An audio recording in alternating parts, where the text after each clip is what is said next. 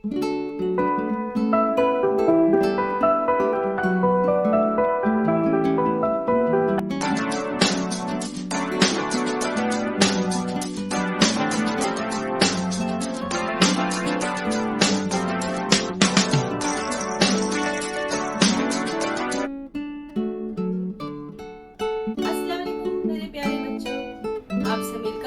खुशी हो रही है। प्यारे बच्चों, वेलकम टू बृहन्मुंबई महानगर पालिका online education MCGM virtual classroom में आपका स्वागत है, खुशामदीद है, खैर मकदम है। और मैं हूँ आपकी मौलिमा शेख आमीना सिराजुद्दीन। तो चलिए शुरू करते हैं आज का सेशन। प्यारे बच्चों, आज हमने जो वीडियो देखा है, जो कुछ भी सीखा है, उम्मीद है आपको समझ में आया होगा। अगर आपको समझ में नहीं आया है तो आप दोबारा इसको देख सकते हैं। ये लिंक जो है YouTube की लिंक है, आप इसको YouTube पर बार बार भी देख सकते हैं। आप देखिए, प्रैक्टिस कीजिए, समझिए और जो भी आपको होमवर्क दिया गया है आप अपने क्लास टीचर से चेक करवाइए। तो फिर मिलते हैं अगले सेशन में। तब तक के लिए अल्लाह हाफिज।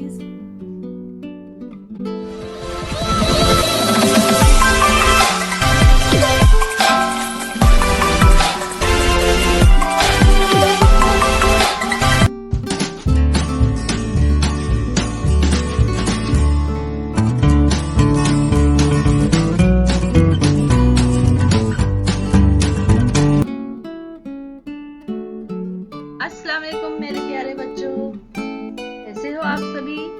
उम्मीद है सब खैरियत से होंगे, घर में महफूज होंगे और थोड़ी बहुत पढ़ाई भी कर रहे होंगे। चलिए तो शुरू करते हैं आज का सेशन।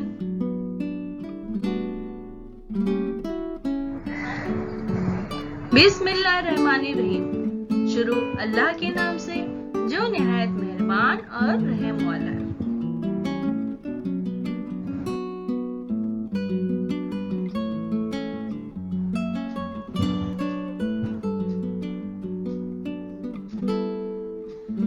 मैं हूँ आपकी मौलिमा शेख आमीना सिराजुद्दीन।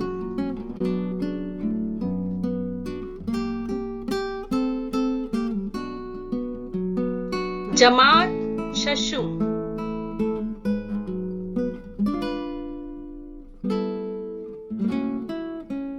मजमून उर्दू।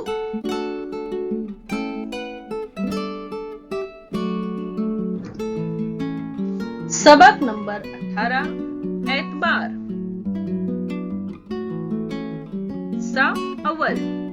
इस सबक को हम 2 हिस्सों में पूरा करेंगे। पहले हिस्से में हम सबक की वजाहत और बुलंद खानी और दूसरे हिस्से में हम सवाल और जवाब करेंगे।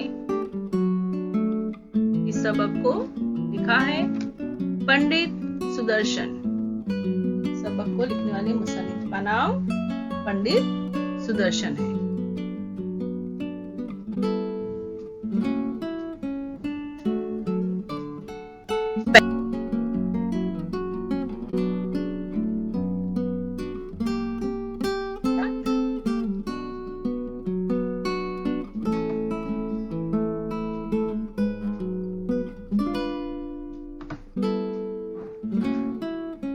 खलीफा हजरत उमर रजी अल्लाह ताला अन्हु के जमाने में एक शख्स कत्ल के जुर्म में गिरफ्तार हुआ।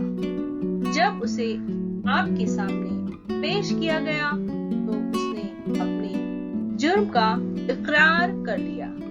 खलीफा ने उसे सजाए मौत दी। मुजरिम ने वो सजा कबूल कर ली, मगर उसने हजरत उमर रजी अल्लाह ताला अन्हु से 3 दिन की मोहलत मांगी। उसके बाप ने मरते वक्त कुछ सोना अपने छोटे बेटे के लिए मुजरिम के सुपुर्द किया था, जिसे लौटाना चाहता था।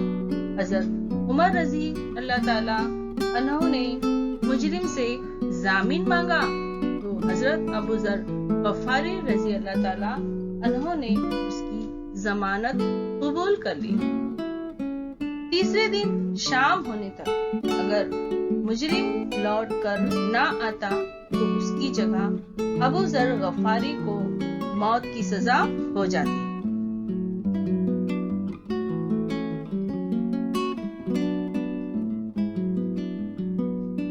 तीसरे दिन लोग मुजरिम का इंतजार करने लगे। जब शाम तक भी वो लौट कर नहीं आया तो लोगों की बेचैनी बढ़ने लगी।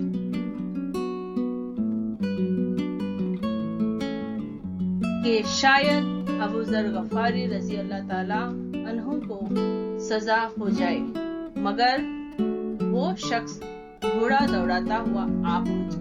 उसने खलीफा से अपना इंसाफ पूरा करने की दरख्वास्त की। मुजरिम के कौल का पास रखने से सारे लोग खुश हो गए और मुद्दई ने उसे माफ कर दिया। इस तरह वादा निभाने की वजह से उस शख्स की जान बच गई और हजरत उमर रजी अल्लाह ताला अन्हु का इंसाफ भी पूरा हुआ। जेल की कहानी भी इसी मौजू से मुताल्लिक है।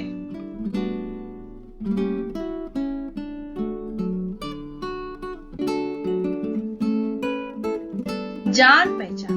चलो बच्चों, हम मुसन्निफ से जान पहचान कर लेते हैं। इस कहानी के मुसन्निफ सुदर्शन का असल नाम पंडित बद्रीनाथ है। वो सन 1896 में दयालकोट में पैदा। अपने अहद के कामयाब अफसाना निगारों में उनका शुमार होता है। उनके अफसानों में समाजी मुतवसत तबके के लोगों की जिंदगी को पेश किया गया है।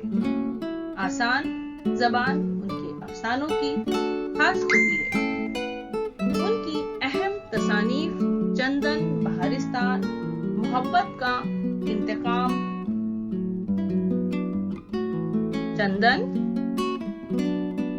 बहारिस्तान, मोहब्बत का इंतकाम, सदाबहार फूल वगैरह हैं। पंडित सुदर्शन का इंतकाल 16 नवंबर 1967 को मुंबई में हुआ।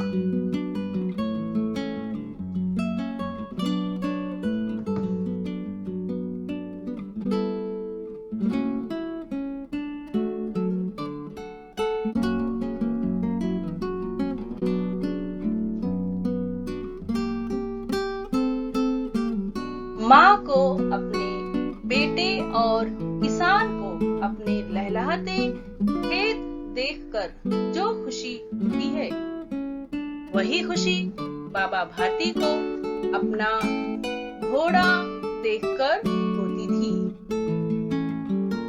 घोड़ा बहुत खूबसूरत था।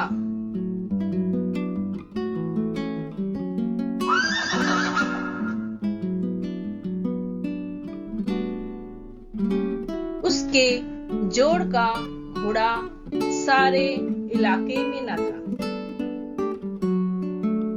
बाबा भारती उसे सुल्तान कहकर पुकारते थे।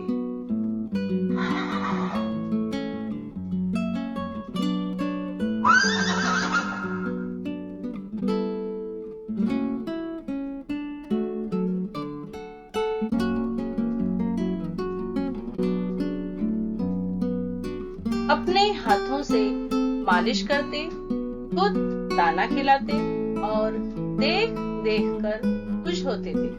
उन्होंने रुपया, माल, असबाब और जमीन वगैरह सब कुछ छोड़ दिया था। यहाँ तक कि उन्होंने शहरी जिंदगी से भी नफरत हो गई थी। अब गांव से बाहर वो एक छोटे से मंदिर में रहते और पूजा करते थे।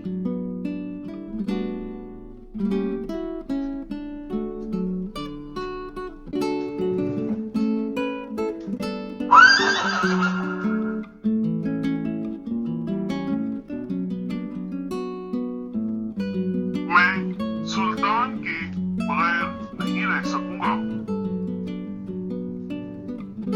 उन्हें वहम सा हो गया था। वो उसकी चाल पर फिदा थे। कहते, ऐसा चलता है जैसे मोर घटा को देखकर नाच रहा हो।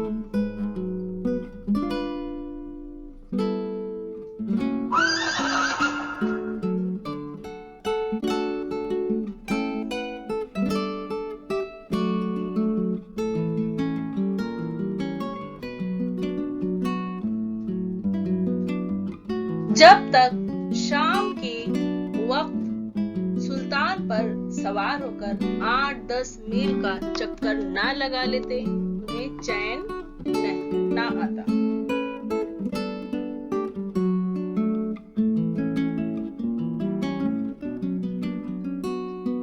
खड़क सिंह उस इलाके का मशहूर डाकू था। लोग उसका नाम सुनकर कांपते थे। सुल्तान की तारीफ उसके कानों तक पहुंची। उसका दिल सुल्तान को देखने के लिए बेचैन हो गया।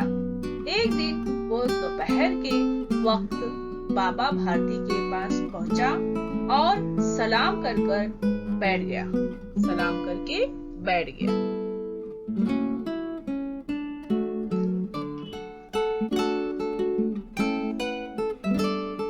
बाबा भारती ने पूछा, खड़क सिंह, क्या हाल है?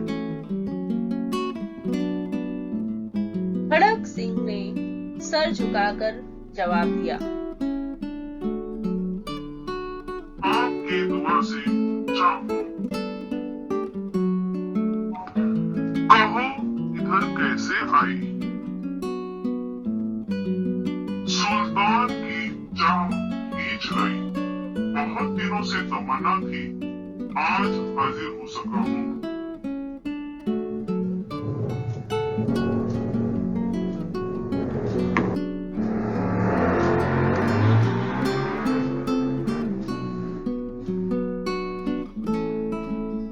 बाबा भारती और खड़क सिंह अस्तबल में पहुंचे। बाबा ने घोड़ा दिखाया घमंड से। खड़क सिंह ने घोड़ा देखा हैरत से। उसने सैकड़ों घोड़े देखे थे, लेकिन ऐसा बांका घोड़ा उसकी नजर से कभी ना गुजरा था। सोचने लगा, किस्मत की बात है, ऐसा घोड़ा खड़क सिंह के पास होना चाहिए। इस साधु को ऐसी चीजों से क्या फायदा? वो बेसब्री से बोला, लेकिन इसकी चाल ना देखी तो क्या?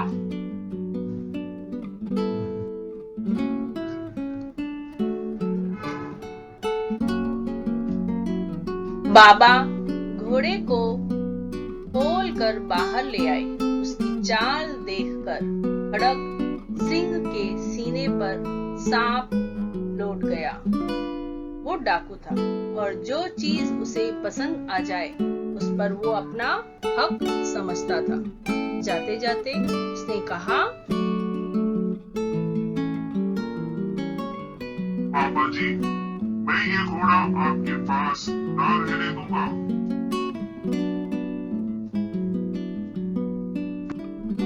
प्यारे बच्चों, अस्तबल यानी घोड़े बांधने की जगह और उसके सीने पर सांप लौट गया यानी जलना हसद करना।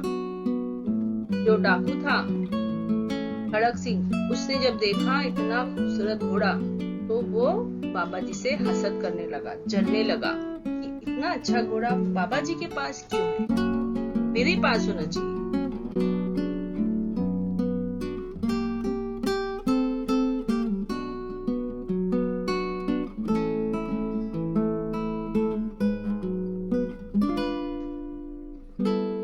बाबा भारती डर गए। डाकू ने उन्हें क्या कहा, धमकी दी ना कि मैं ये घोड़ा आपके पास ना रहने दूंगा। ये बात सुनकर बाबा भारती डर गए। उन्हें रात को नींद ना आती थी। सारी रात अस्तबल की रखवाली में कटने लगी। खड़क सिंह का खौफ हर वक्त उनके दिल में समाया रहता। कई हफ्ते गुजर गए और वो ना आया। यहाँ तक कि बाबा भारती किसी हद तक बेपरवाह हो गए।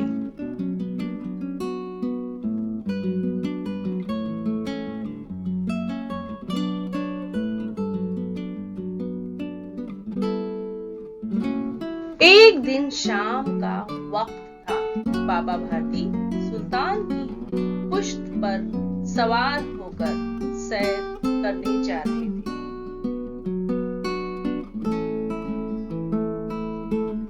अचानक एक तरफ से आवाज आई,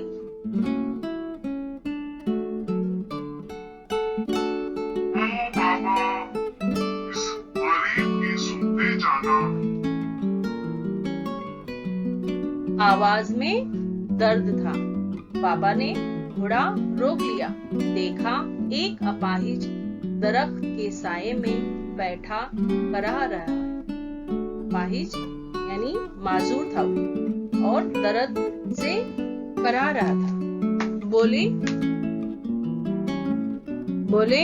क्या बोले बाबा ने?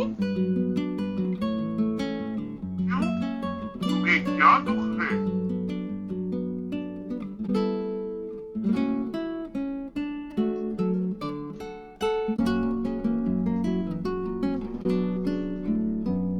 अपाहिज ने हाथ जोड़कर कहा,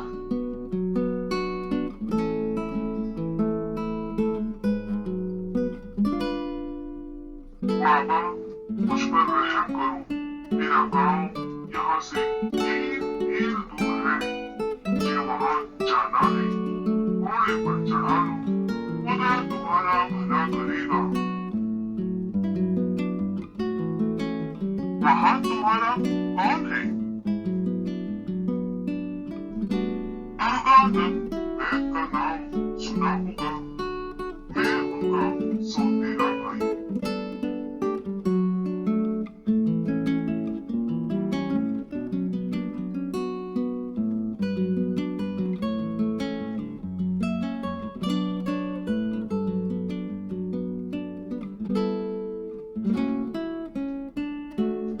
बाबा भारती ने घोड़े से उतरकर अपाहिज को घोड़े पर सवार किया और खुद उसकी लगाम पकड़कर धीरे धीरे चलने लगे। अचानक उन्होंने एक झटका सा लगा और लगाम हाथ से छूट गई।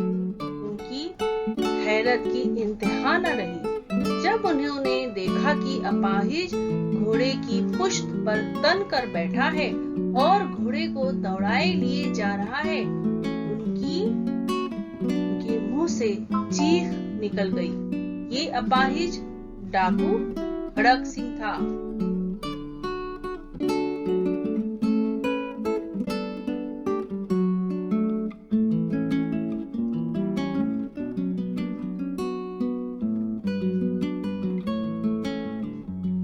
बाबा भारती कुछ देर तक चुप रहे और उसके बाद कुछ फैसला करके पूरी ताकत से चीख कर बोले,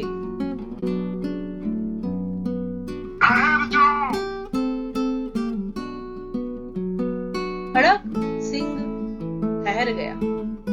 बाबा ने कहा,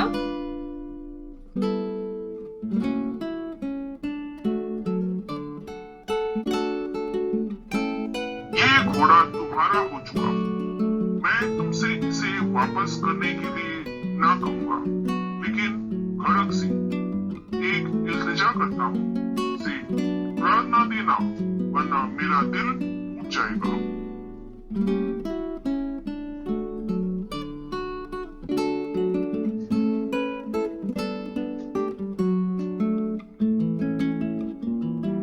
जी, हुक्म दीजिए, मैं आपका गुलाम हूँ। सिर्फ ये घोड़ा ना दूंगा।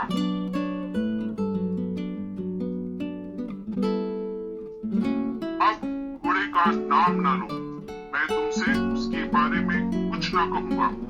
मेरी गुजारिश ये है कि इस वाकये का कहीं जिक्र ना करना।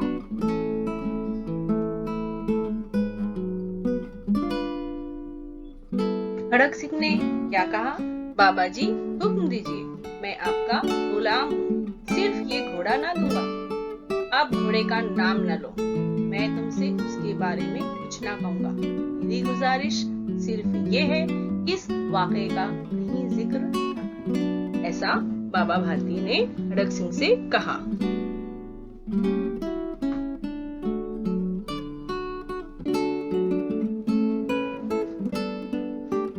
खड़ग सिंह का मुंह हैरत से खुला रह गया।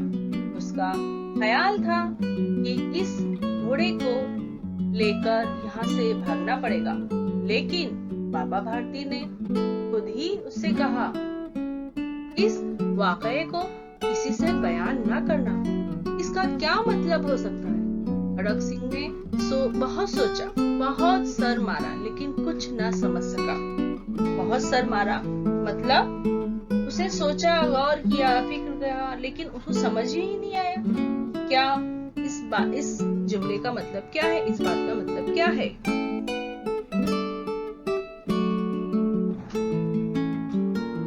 हार कर उसने अपनी आंखें बाबा भारती के चेहरे पर गाड़ी और पूछा, बाबा जी, इस बात को बताने में आपको क्या डर है? ये सुनकर बाबा भारती ने जवाब दिया,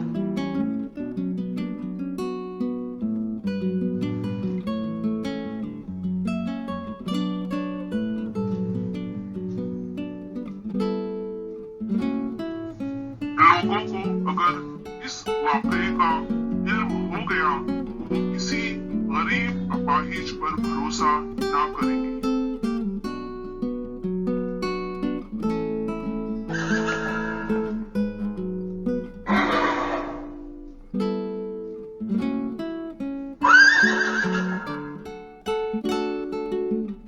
ये कहकर उन्होंने सुल्तान की तरफ से इस तरह मुंह फेर लिया जैसे उनका उससे कभी कोई ताल्लुक ही ना रहा हो।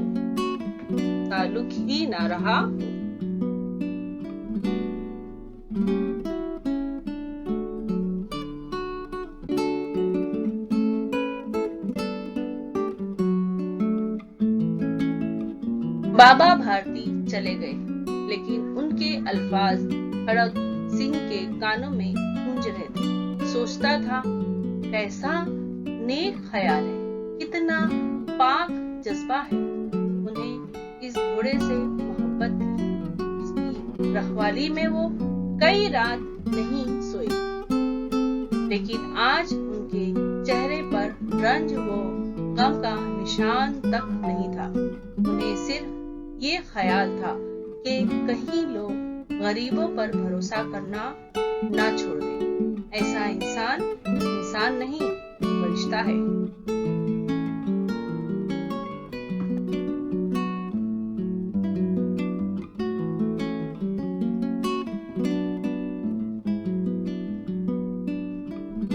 उसी रात खड़ग सिंह बाबा भारती के मंदिर में पहुंचा। आसमान में तारे टिमटिमा रहे थे। मंदिर के अंदर गहरा सुकूत था, सुकूत यानी खामोशी। खड़ग सिंह सुल्तान की लगाम पकड़े हुए था।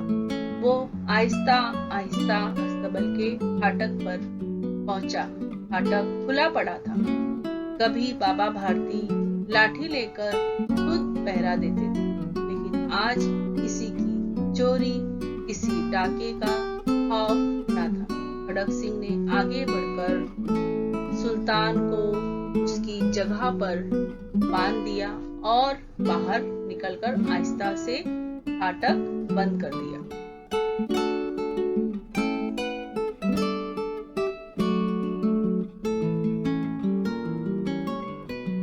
सुबह सवेरे बाबा भारती ने अपनी कुटिया से बाहर निकलकर ठंडे पानी से गुस्ल किया।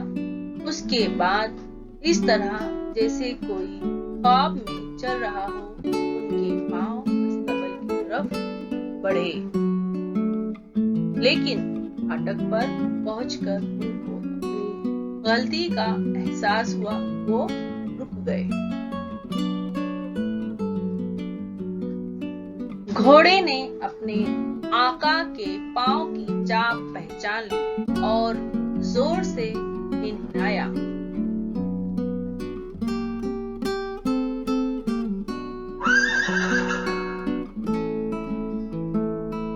अब बाबा भारती हैरत और खुशी से दौड़ते हुए अंदर घुसे और अपने प्यारे घोड़े के गले से लिपटकर इस तरह रोने लगे जैसे कोई बाप बहुत दिन के बिछड़े हुए बेटे से मिल रहा हो। बार बार उसकी पुष्ट पर हाथ फेरते, उसके मुंह पर थपकियां देते और कहते, अब कोई गरीबों की मदद से ना मुड़ेगा, अब कोई गरीबों की मदद से मुंह ना मुड़ेगा। तो प्यारे बच्चों, आपने इस सबक को सुना समझा। अब आपको समझ में आ गया होगा कि एतबार का मतलब है भरोसा। वहम होना यानी गुमान होना। जैसे बाबा भारती को वहम था, शक था कि मैं इसके सुल्तान के बगैर नहीं रह सकूंगा। और ये बात भी सही था। जब डाकू ने वो सुल्तान उनसे जब ले लिया तो वो परेशान हो गए, है ना। वो तो अपने सुल्तान को देख देकर खुश होते थे, उसकी चाल पर फिदा थे। फिदा यानी निसार, कुर्बान होना। और सुल्तान से उनकी चाह, उनको बहुत मोहब्बत थी। प्यारे बच्चों, जब वो सुल्तान उनसे दूर हो गया तब वो परेशान रहने लगे। लेकिन जब खड़क सिंह ने जब घोड़ा चुरा लिया तो उन्होंने खड़क सिंह से कहा, इस वाक़े का जिक्र कहीं ना करना। क्यों नहीं करना ऐसा? क्योंकि उसने उन्हें धोखा दिया था। अपाहिज बनकर उनसे मदद की दरख्वास्त की और बाबा भारती ने उसकी मदद करने के लिए उसको घोड़े पर बिठा लिया। लेकिन उसने धोखेबाजी की और घोड़ा क्या किया? चुरा लिया। तो बाबा भारती को बहुत दुख हुआ कि इस तरह से डाकू ने उनके साथ में धोखा किया। इसलिए उसने कहा कि इस वाक़े का जिक्र कहीं ना करना। जब लोग सुनेंगे कि एक अपाहिज ने इस तरह से धोखाधड़ी से उनके घोड़े को, उनके सुल्तान को चुरा लिया, तो लोग जब किसी की मदद करना चाहेंगे, किसी गरीब की, तो सोचेंगे कि ये गरीब जो है वो सचमुच गरीब है या कोई धोखेबाज है। इसलिए उन्होंने कहा इस बात का जिक्र कहीं ना करना। लेकिन वो जो डाकू था तो समझदार था ही नहीं ना, उसको तो समझदारी थी ही नहीं। तभी तो डाकू था ना, तभी तो चोरियां करता था। उसे क्या पता दुख क्या होता है। कोई अपनी प्यारी चीज को चुरा ले तो कितना तकलीफ होता है। अगर उसको ये समझता तो वो चोरी क्यों करता था, डाका क्यों डालता था। और वो सोचते सोचते जा रहा था कि अचानक जब बाबा भारती ने कहा कि कोई गरीब की मदद नहीं करेगा, तब बाद में उसको समझ में आया कि मैंने जो किया है वो काम बहुत ही खराब काम है। ये मैंने अच्छा नहीं किया, इस तरह से गरीब बनकर धोखा दिया। और ये इंसान, उसे घोड़ी की परवाह नहीं है, बल्कि लोगों का भरोसा गरीबों पर से उठ जाएगा। लोग गरीबों की मदद नहीं करेंगे, इसका उन्हें दुख था। और ये सोचते सोचते फिर वो रात को क्या किया, वापस सुल्तान को उसकी जगह पर जाकर बांध दिया, ताकि ये जो कुछ हुआ था ये सब खत्म हो जाए। और बाबा भारती वो जो थे, उन्हें जब पता चल गया कि मेरे पास सुल्तान नहीं है, तो वो क्या कर रहे थे, वो बिल्कुल भी मतलब उसकी फिक्र नहीं कर रहे थे कि कोई मेरे सुल्तान को चुरा लेगा। पहले रखवाली करते थे ना रात भर। वो जब सुबह में उठे तो पहले नहाए, गुस्ल किया, उसके बाद अचानक जैसे उनका मामूल था रोज का, वो सुल्तान से मिलने जाया करते थे। तो आहिस्ते से जब जाने लगे, लेकिन उनके कदम रुक गए। क्यों? क्योंकि उन्हें याद आ गया सुल्तान अब यहाँ है ही नहीं, उसे तो डाकू ले गया। लेकिन अचानक घोड़े की आवाज आई और वो एकदम हैरत और खुशी से अस्तबल की तरफ भागे और देखा कि सुल्तान तो अस्तबल में मौजूद है। और फिर उन्होंने उसको गले से लगा लिया और उनकी समझ में आ गया कि डाकू भी समझ गया है कि धोखेबाजी जो है वो अच्छी बात नहीं है। उसने धोखे से सुल्तान को चुराया और ये वाकया अगर किसी को पता चलेगा तो लोग गरीबों की मदद करना छोड़ देंगे या पहले सोचेंगे कि हम इस गरीब पर भरोसा करें या ना करें।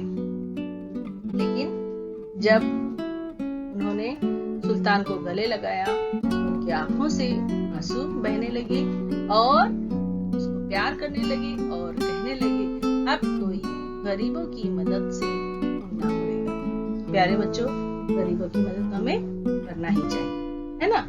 और ये कहानी से हम यही सीखते हैं कि हमें किसी के साथ धोखाबाजी नहीं करना है। समझ गए प्यारे बच्चों?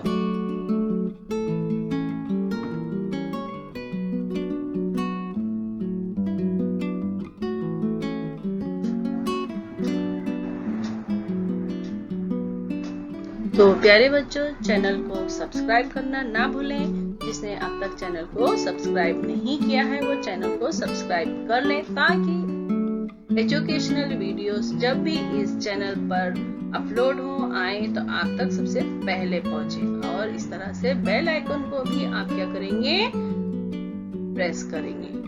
और अगर आपको ये वीडियो अच्छी लगी है इसको लाइक भी कीजिए।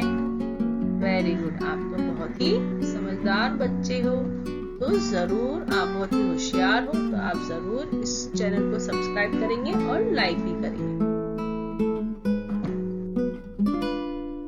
Thanks for watching. देखने के लिए शुक्रिया प्यारे बच्चों। उन पेरेंट्स का भी शुक्रिया जो अपने बच्चों के साथ में बैठे हैं और देख रहे हैं और अपने बच्चों की पढ़ाई में मदद कर रहे हैं। उन वालिदैन का मैं बहुत बहुत शुक्रिया अदा करती हूँ। और मैं फिर हाजिर होंगी एक नए एजुकेशनल वीडियो के साथ। तब तक के लिए अल्लाह हाफिज।